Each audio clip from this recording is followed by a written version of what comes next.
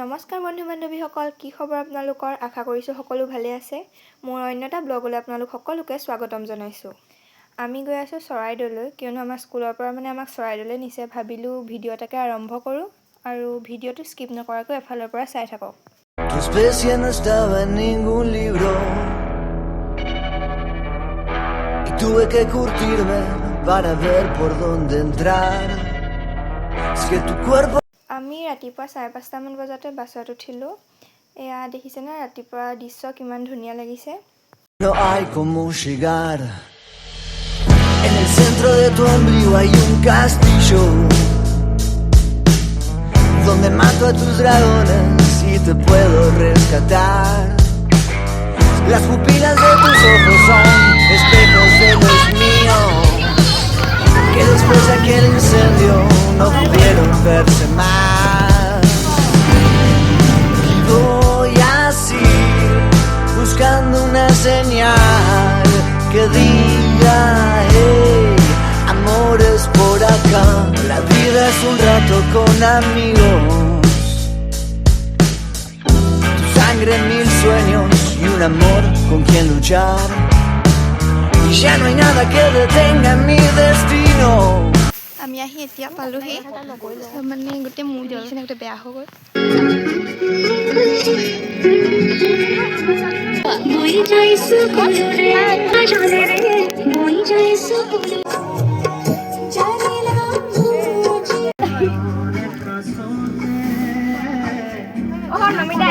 Stylish বাইদেউ দেই, style কৰি দিবি আকৌ এতিয়া দিবি কোন আমি এয়া চাহ তাহ খাই আহিলোঁ আৰু এতিয়া মানে দোকানলৈ আহিছোঁ এনেই। অঁ হাই কৰি দিয়া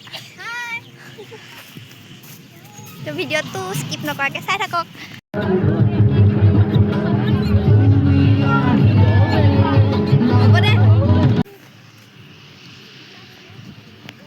ইয়াত ইমান এটা দোকান নাই বাৰু, অলপ আগলৈ আছে। এয়া আমাৰ টিকলি।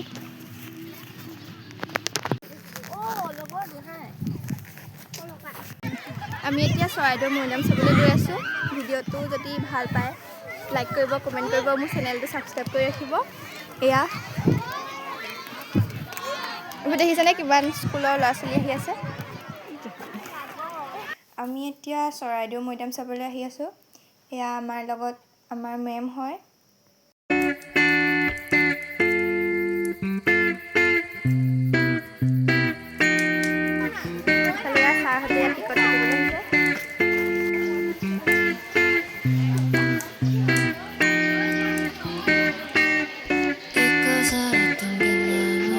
আৰু আমি ইয়াত টিকট চিকট কাটি ভিতৰলৈ আহিছোঁ মৈদাম চাবলৈ।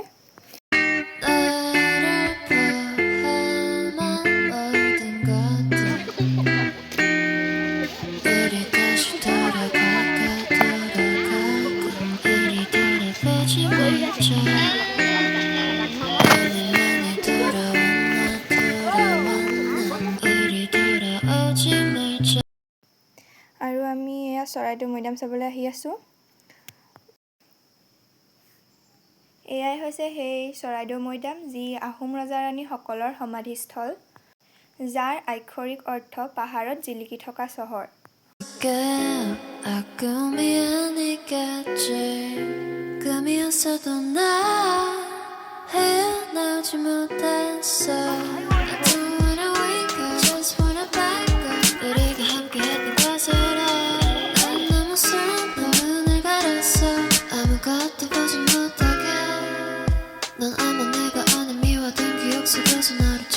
চৰাইদেউ মৈদামৰ ঢিপবোৰ মিচিৰিৰ পিৰামিডৰ সৈতে তুলনা কৰা হয়, যিয়ে আহোম সভ্যতাৰ মহিমা প্ৰদৰ্শন কৰে।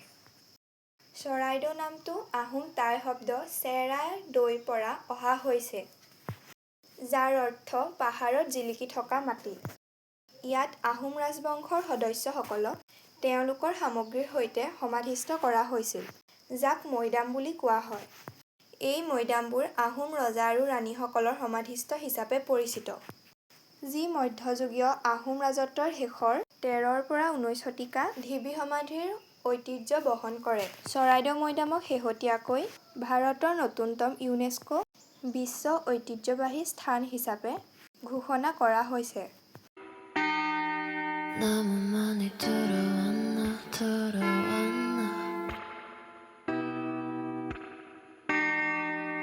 우리 다시 돌아갈까 ভাৰতীয় পুৰাতত্ত্ব জৰীপ বিভাগ আৰু অসম প্ৰত্নতত্ত্ব সঞ্চালকালয়ে এতিয়ালৈকে ৩টাকৈ মৈদামৰ খনন চলাই বহু সা-সামগ্ৰী উদ্ধাৰ কৰিবলৈ সক্ষম হৈছে।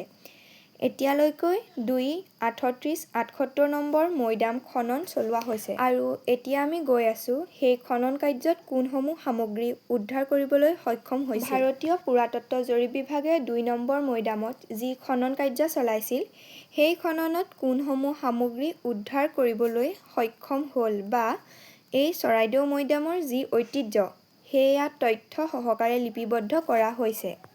যিসকল পৰ্যটক ইয়ালৈ আহে তেওঁলোকৰ সুবিধাৰ বাবে এনেদৰে ৰখা হৈছে।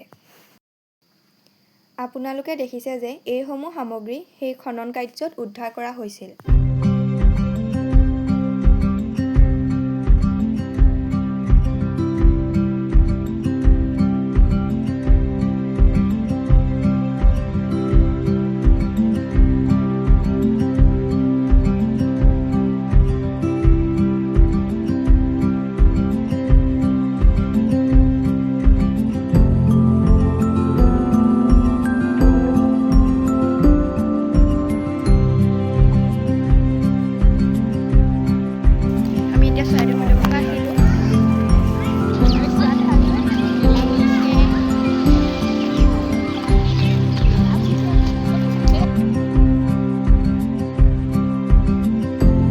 মৈদামৰ পৰা আহি আমি এইফালে দোকানত সোমালোহি আৰু দোকানৰ পৰা গৈ আমি ভাত-চাত খালোঁ। ভাত-চাত খোৱাৰ ভিডিঅ' কৰিব নোৱাৰিলোঁ আৰু এতিয়া গৈ আছোঁ কাৰেংঘৰলৈ।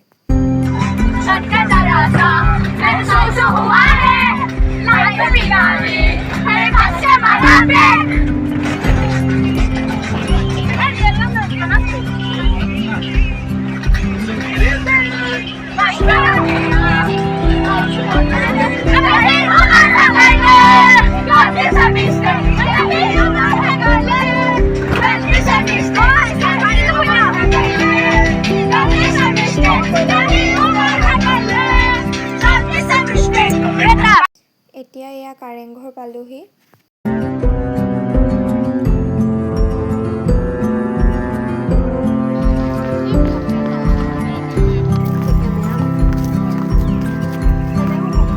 কাৰেংঘৰ হৈছে আহোম ৰাজত্বৰ এক গুৰুত্বপূৰ্ণ ঐতিহাসিক ৰাজপ্ৰসাদ। বিশেষকৈ শিৱসাগৰ জিলাৰ গড়গাঁৱত কাৰেংঘৰ অৱস্থিত, যি আহোম স্থাপত্য আৰু ইতিহাসৰ প্ৰতীক। অসমৰ শিৱসাগৰ চহৰৰ পৰা 15 কিলোমিটাৰ পূবৰ গড়গাঁৱত অৱস্থিত। 1540 চনত স্বৰ্গদেউ শুক্লেংমুঙে এই ঘৰটো নিৰ্মাণ আৰম্ভ কৰিছিল। তাৰ পিছত প্ৰমত্ত সিংহই ইয়াক ইটাৰে নিৰ্মাণ কৰে। 1752 চনত এই কাৰেংঘৰটো বেয়াকৈ ক্ষতি হয়। সেয়ে আহোম স্বৰ্গদেউ ৰাজেশ্বৰ সিংহই ইয়াক পুনৰ নিৰ্মাণ কৰায়। কাৰেং মানে ৰাজপ্ৰসাদ আৰু গড়গাঁও আছিল আহোম ৰাজধানী আৰু সামৰিক ঘাটি। ই আহোম যুগৰ স্থাপত্যশৈলী এক উৎকৃষ্ট নিৰ্দেশন আৰু সাংস্কৃতিক কাৰ্যসূচীৰ বাবেও এটি জনপ্ৰিয় স্থান।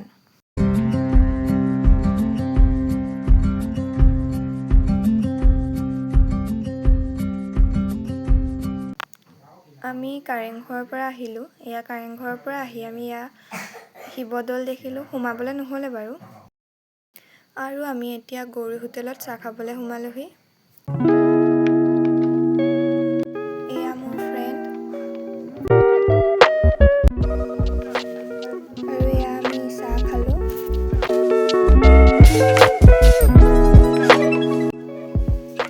চাহ-তাহ খাই আমি বাছলৈ আহিলোঁ।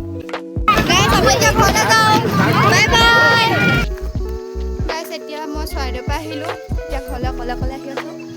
যদি ভিডিঅ'টো চাই ভাল পালে লাইক, কমেণ্ট আৰু মোৰ চেনেলটো ছাবস্ক্ৰাইব কৰি ৰাখিব। Bye bye. মানে জোতাযোৰ এংচিল